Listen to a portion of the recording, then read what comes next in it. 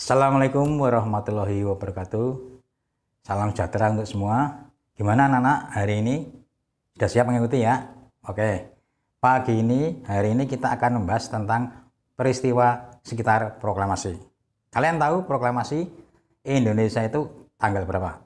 Ya, tanggal 17 Agustus 45. Tetapi proses proklamasi itu ada proses bagaimana bisa kita merdeka, itu ada proses, tidak serta-merta langsung dibacakan, enggak.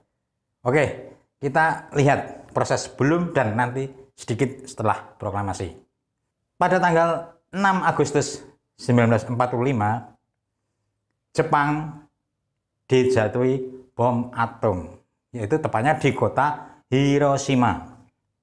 Kalian tahu Hiroshima? Saya kira sudah sering mendengar. Pertama kali bom atom di dunia itu dijatuhkan di Hiroshima, di kota Jepang, tanggal 6 Agustus 1945. Tujuan Amerika agar Jepang menyerah, ternyata belum mau menyerah. Jepang masih diam. Akhirnya 3 hari kemudian dikirim lagi bom atom yang kedua. Rencana dijatuhkan di kota industri Jepang, tetapi karena cuaca Jepang waktu itu masih mendung dan mungkin juga pesawatnya tidak bisa terlalu jauh masuk ke dalam wilayah Jepang, akhirnya dipilih kota lagi, yaitu yang cukup besar, yaitu Nagasaki. Dijatuhkanlah bom yang kedua, bom atom yang kedua, tanggal 9 Agustus 45. Luar biasa, hancur lebur kota Jepang. Hiroshima korbannya lebih dari 80.000. Nagasaki juga 60.000. Itu sungguh sesuatu yang baru terjadi pertama kali di dunia. Untuk itu, Jepang mulai berpikir. Akhirnya, dengan didesak oleh kabinet dan sebagainya, Kaisar Jepang di kemudian hari, tepatnya 14 Agustus, kalau waktu Indonesia ada 15 Agustus 45, Jepang menyerah tanpa syarat. Itu akhir dari Perang Dunia Kedua. Paham nggih? Oke. Nah, kita lihat ke Indonesia. Tanggal 9 Agustus 45, kita ada 3 tokoh nasional kita. Bung Hatta, Bung Karno, dan Rajiman Weddiodiningrat. Waktu itu beliau bertiga dipanggil ke Dalat di Vietnam Selatan. Untuk apa? Menemui Marsekal Terauchi, Komandan Mandala wilayah selatan dari Jepang itu. Untuk apa? Mengadakan pertemuan persiapan kemerdekaan Indonesia. Jadi Jepang sebenarnya sudah menjanjikan Indonesia akan diberi kemerdekaan. Maka tindak lanjutnya tanggal 9 itu 3 orang tokoh nasional kita menemui Marsekal Terauchi dan menghasilkan 2 kesepakatan. 1, kapan Indonesia akan merdeka? Nah, disepakati bahwa Indonesia merdeka setelah rapat PPKI. Kalian harusnya sudah tahu, kelas 8 dulu sudah dibahas. Apa itu PPKI? PPKI adalah Panitia Persiapan Kemerdekaan Indonesia. Bahasa Jepangnya Dokorju Junbi Inkai. Itu tujuannya mempersiapkan kemerdekaan Indonesia. Kemudian yang hasil yang kedua, yaitu tentang wilayah Indonesia setelah merdeka. Bagaimana wilayahnya? Setelah rembukan-rembukan, akhirnya Bung Karno dan teman-teman dengan Terauchi sepakat bahwa Indonesia nanti setelah merdeka dalam bingkai semua bekas wilayah jajahan Hindia Belanda. Dari Sabang sampai Merauke. Dari Sumatera sampai ke Papua. Itu 2 kesepakatan. Nah, kemudian setelah selesai, tanggal 14 Agustus, 3 orang tokoh ini pulang. Kemana? Jakarta dong. Untuk mempersiapkan itu. Tetapi, tadi saya katakan di depan bahwa Jepang sudah menyerah tanggal 14 Agustus. Para pemuda mendengar dari berita radio kekalahan Jepang itu, menyerahnya Jepang itu, mereka menemui 3 orang tokoh ini, Soekarno, Hatta, dan Rajiman. Ditemui. Minta, tolong Bung segera proklamasikan. Apa kata Bung Karno dan teman-teman? Nanti dulu, sabar. kita baru rembukan dengan Marsikal Terauchi sudah akan mempersiapkan kemerdekaan. Nah, yang pemuda bagaimana? Tidak mau. Ini bedanya orang tua dan orang muda. Orang tua berpikir menggunakan otak, jernih, alon-alon bahasa Jawanya. Yang pemuda biasanya semangat menggelora, gusah-gusuh, ingin secepatnya. Itu perbedaannya. Ini yang melatar belakangi terjadinya apa? Peristiwa Rengas Dengklok. Pernah dengar kan? Ya, peristiwa Rengas Dengklok itu apa? Peristiwa Rengas Dengklok yaitu karena Bung Karno, Bung Hatta, dan Rasman tidak mau segera memproklamasikan, akhirnya oleh para muda dibawa ke kota Kerawang, tepatnya di Rengas Dengklok. Tujuannya apa? Untuk mengamankan agar Bung Karno dan teman-teman tidak kena pengaruh Jepang. Sedangkan yang melatar belakangi peristiwa Rengas Dengklok itu yaitu perbedaan pendapat antara golongan tua dan golongan muda tentang waktu proklamasi. Itu tentang peristiwa Rengas Dengklok, paham ya? Nah, tanggal itu sampai di Rengas Dengklok malam tanggal 16. Semalam di sana. Yang di Jakarta, temannya Bung Karno dari golongan tua yang bernama Mr. Ahmad Subarjo mencari di mana Bung Karno, di mana Hatta. Bingung, ada informasi dibawa oleh para pemuda ke Rengas Dengklok.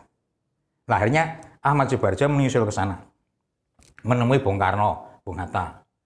Kemudian membujuk para pemuda, tolong Bung Karno segera kembalikan ke Jakarta.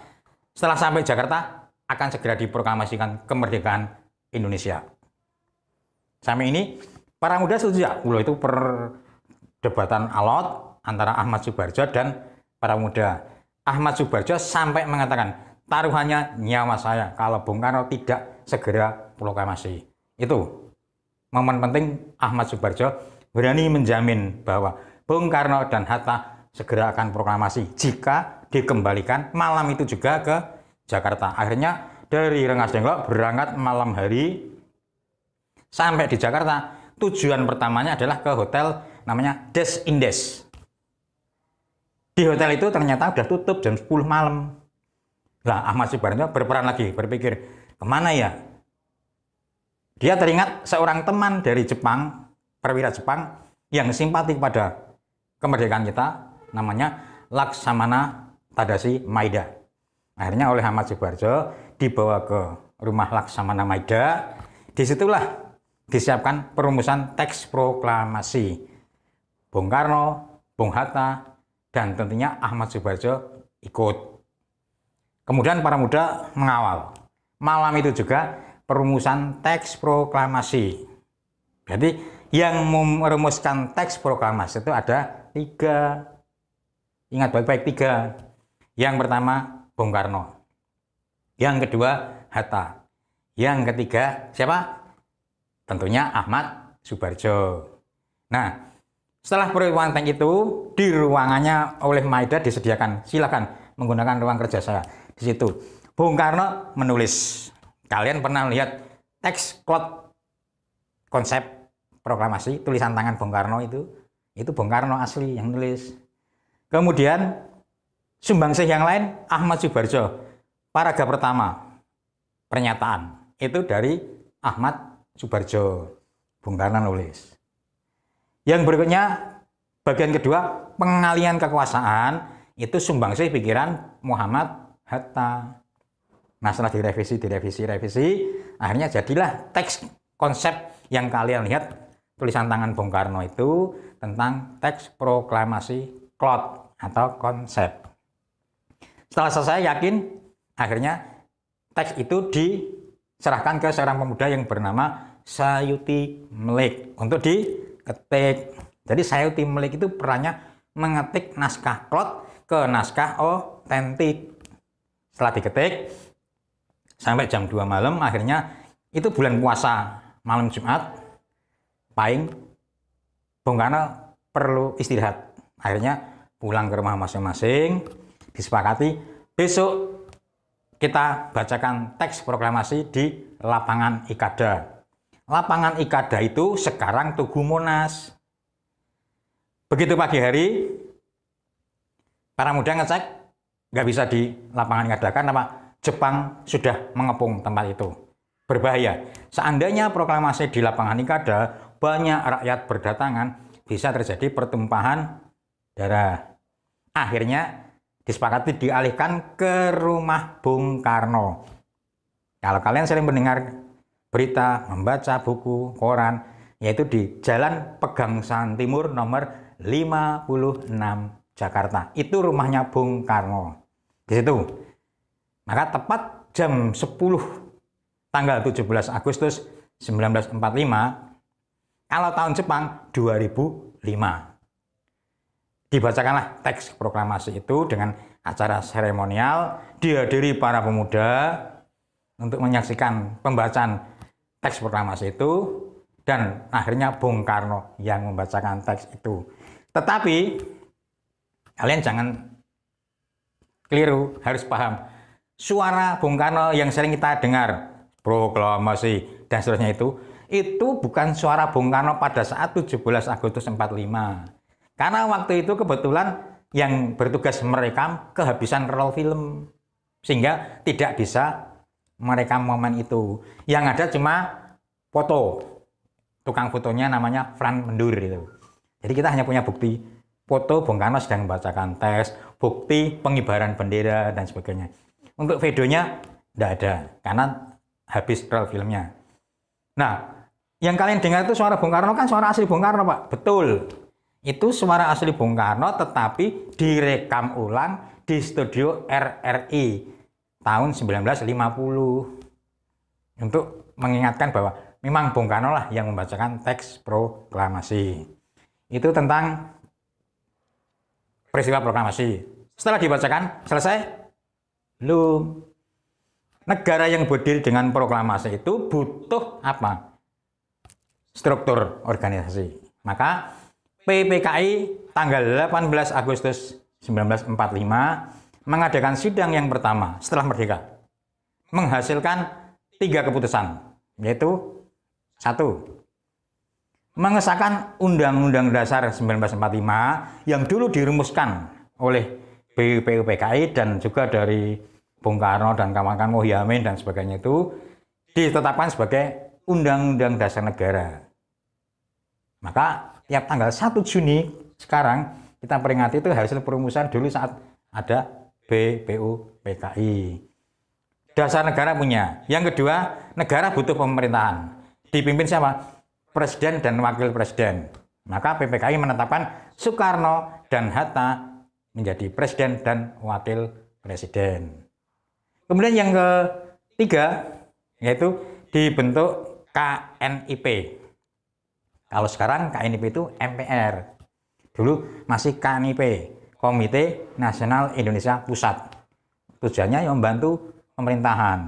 Itu sidang PPKI tanggal 18 Agustus. Nah, kemudian kok rakyat bisa tahu bagaimana berita-berita proklamasi itu? Para muda berperan lagi. Golongan muda secara diam-diam menyiarkan proklamasi itu lewat radio. Tokohnya antara lain Syahrudin, Wikana. Itu lihat radio-radio Jepang, namanya Domei, disiarkan.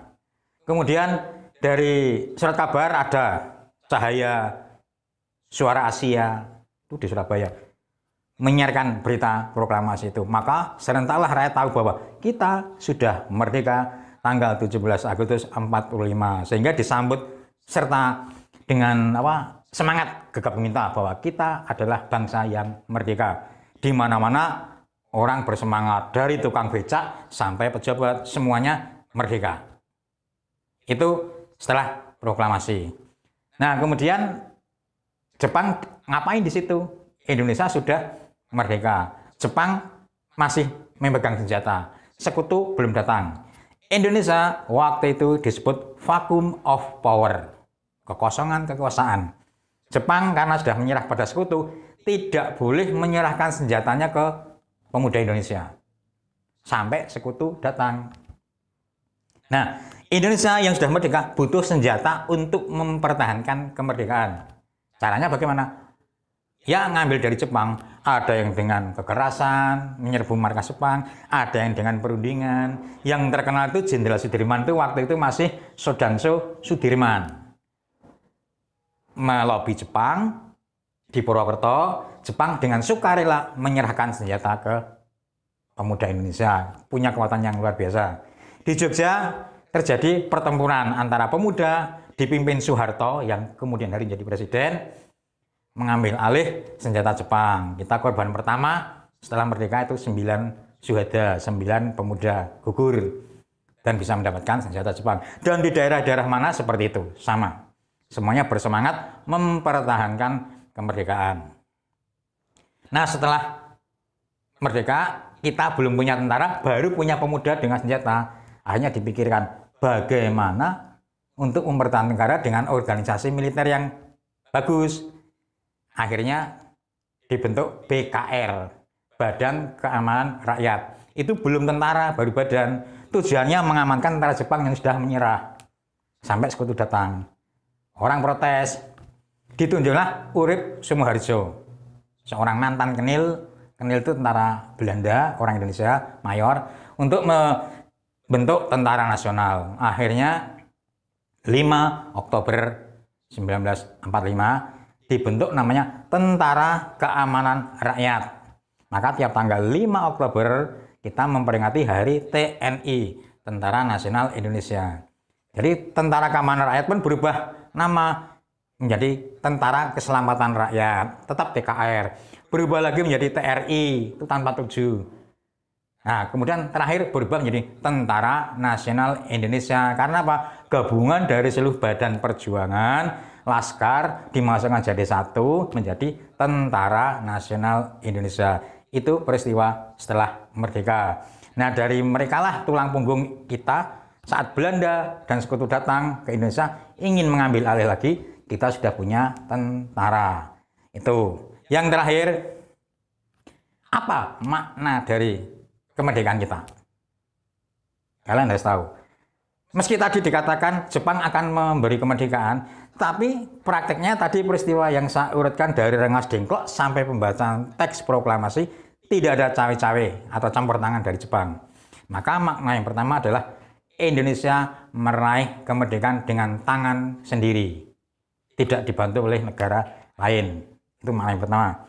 Kemudian yang kedua, makna kemerdekaan Indonesia yang kedua adalah bahwa Indonesia adalah pertama dan satu-satunya bangsa di dunia yang merdeka setelah Perang Dunia Kedua selesai. Itu. Jangan merasa kita, oh hadiah diberi Jepang. Bukan, kemerdekaan kita sendiri. Usaha sendiri. Teks yang secuil itu bisa merubah bangsa yang tadi dijajah menjadi tidak. Kemudian yang kedua, pertama kali kita menjadi pelopor bangsa yang merdeka. Itu peristiwa sekitar proklamasi sampai selesai. Saya kira ini dulu. Nanti kita jabarkan yang lain tentang masalah bagaimana teks klot dengan teks otentik. Perbedaannya ada. Lain waktu kita bahas lagi. Ya, terima kasih ya. Saya akhiri dulu untuk pertemuan hari ini. Semoga kalian bisa memahami ternyata proklamasi kita adalah kekuatan sendiri. Maka bersemangatlah bahwa kita adalah bangsa yang besar, bangsa yang merdeka dengan usaha sendiri, dan jangan ngelokro. Kita harus semangat. Terima kasih. Saya akhiri. Wassalamualaikum warahmatullahi wabarakatuh. Sekali merdeka, tetap merdeka.